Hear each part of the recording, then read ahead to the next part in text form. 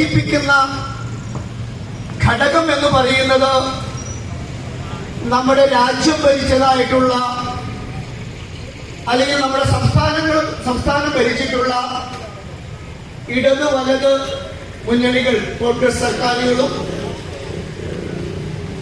ഇടതുപക്ഷ സർക്കാരുകളുമാണ്.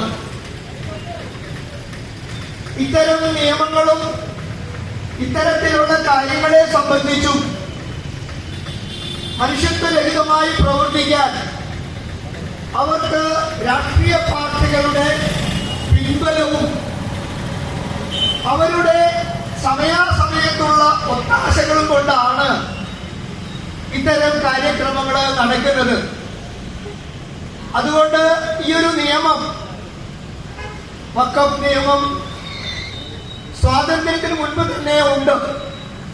സ്വാതന്ത്ര്യാനന്തര ഭാരതത്തില് ആദ്യത്തെ പ്രധാനമന്ത്രിയായിട്ടുള്ള ജവഹർലാൽ നെഹ്റു മുതല്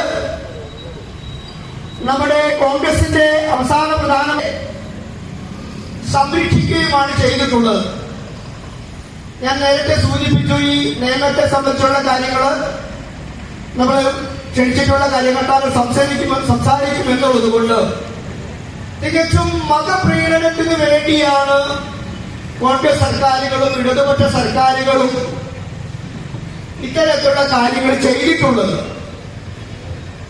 അതിന് വ്യക്തമായ തെളിവുകൾ നമ്മുടെ മുന്നിൽ തന്നെയുണ്ട്. അതിൽ ഒന്നാമതായിട്ട് നമുക്ക് പറയാനുള്ളത്, നമുക്കറിയാം, നമ്മുടെ കേരള നിയമസഭയിൽ ഒട്ടനേകം പ്രമേയങ്ങൾ പാസ്സാക്കപ്പെട്ടിട്ടുണ്ട്. ധാരാളം പ്രമേയങ്ങൾ പാസ്സാക്കപ്പെട്ടിട്ടുണ്ട്.